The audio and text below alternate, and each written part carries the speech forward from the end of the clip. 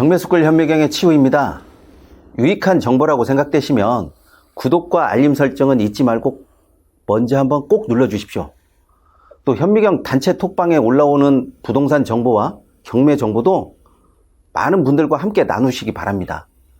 꽤 유익한 정보가 많이 올라오더라고요. 오늘은 농지원부 또는 농지대장에 대해서 이야기를 하도록 하겠습니다.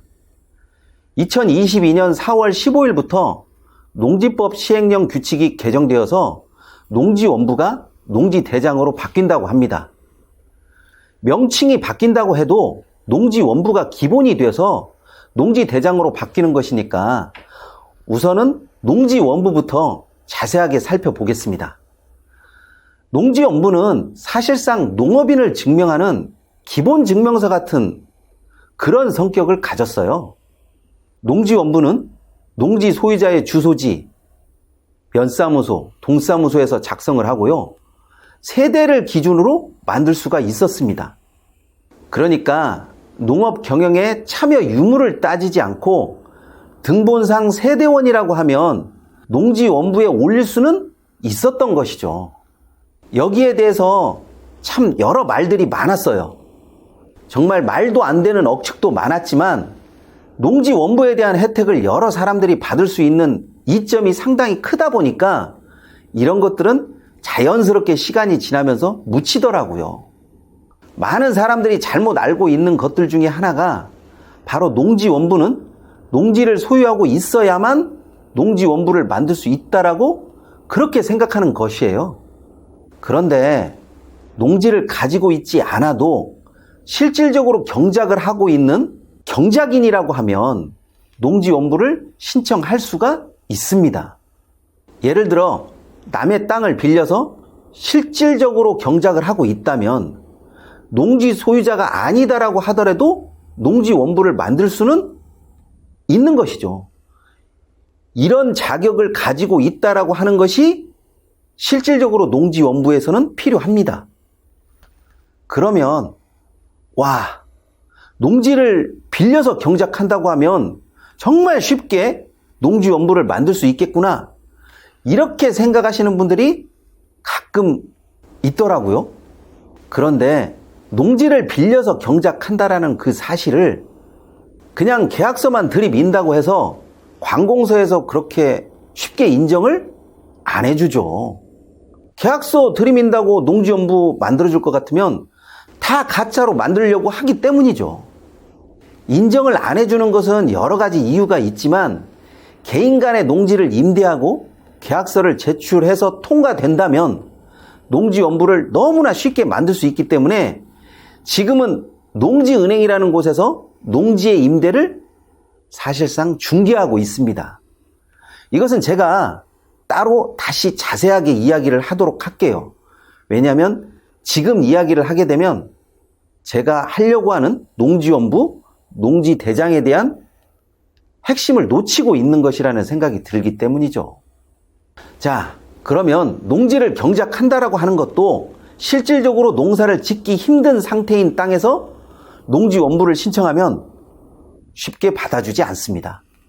예를 들어서 한겨울에 농지원부를 만들려고 신청하면요, 봄에 무엇이든 작물을 심어놓고 다시 오라고 한다든지, 아니면 동네 이장님께 경작사실 확인서에 도장을 쾅 하니 받아오라고 한다든지 하는 이런 조건이 붙습니다. 이 경작사실 확인서가 사실상 그렇게 큰 것도 아니지만 이런 것을 또 만들려고 하면 꽤 어려워요. 농지를 농지답게 이용했다라는 사실을 증명하기 때문에 농지를 양도할 때 사업용 토지로 인정받느냐 마느냐 하는 상황에서는 아주 중요한 역할을 합니다. 제가 이 경작사실 확인서도 나중에 따로 시간을 내서 자세하게 이야기를 할게요. 그래서 농작물이 있는 상태에서 농지원부를 신청하면 여러모로 유리한 점이 상당히 많이 있습니다. 그래서 누가 봐도 경작을 하고 있구나, 이런 상태에서 농지원부를 신청하면 농지원부가 반려되는 일은 사실 거의 없어요. 또 실제로 경작하고 있느냐에 대해서 객관적인 자료를 요구하는 때도 있는데 이때는 농자재 구입 영수증이나 농약 구입 영수증 같은 것을 제출하면 조금 더 유리합니다. 아니, 어떤 때는 이런 것을 당당하게 면사무소나 동사무소에서 요구하기도 하더라고요. LH 농지 투기 사례에서 보면 뻔히 다 아시겠지만 농지원부를 만드는 것은 그렇게 어려운 일이 아니에요. 농지원부가 단순한 농사 흉내만 내면 만들 수 있는 그런 요식행위로 전락하다 보니까 농지에 대한 심사를 강화하기 위해 농지대장으로 바뀌는 것이라고 저는 그렇게 보고 있어요. 그러니까 농지원부에서 농지대장으로 바뀐다고 해서 크게 달라지는 것이 많지 않습니다. 저는 농지원부를 오랫동안 사용해왔기 때문에 농지대장으로 바뀐다고 해서 특별히 유리할 것도 없고 특별히 불리할 것도 별로 없다고 생각을 합니다. 핵심은 농지원부이든 농지대장이든 그것을 어떻게 활용하고 이용하느냐, 여기에 달린 거겠죠. 농지원부의 신청 자격 중에 농지 면적에 대한 제한이 있습니다. 1000제곱미터 이상의 농지에서 농작물을 경작하거나 또는 다년생 식물을 재배하는 경우에 농지원부를 신청할 수가 있습니다. 보통 다년생 작물이라고 하면 나무를 많이 생각하는데요. 그렇기 때문에 LH 직원들도 나무를 그렇게 심어? 아니, 그냥 꽂아놨습니다. 사실 그것을 농사라고 보기에는 좀 그렇고요. 그냥 농사놀이? 아니면 농사 장난? 제가 볼 때는 뭐 그쯤 돼 보이는 것이더라고요. 1000제곱미터를 평으로 하면요 300평 정도 됩니다. 300평 정도 되는 토지가 아니더라도 330제곱미터의 고정식 온실을 설치하여 작물을 경작하거나 재배하는 경우에도 농지원부를 신청할 수가 있습니다. 고정식 온실이라고 하면 뭐 거창하게 보이는데 그냥 쉽게 말하면 비닐하우스 설치했다라고 생각하시면 됩니다.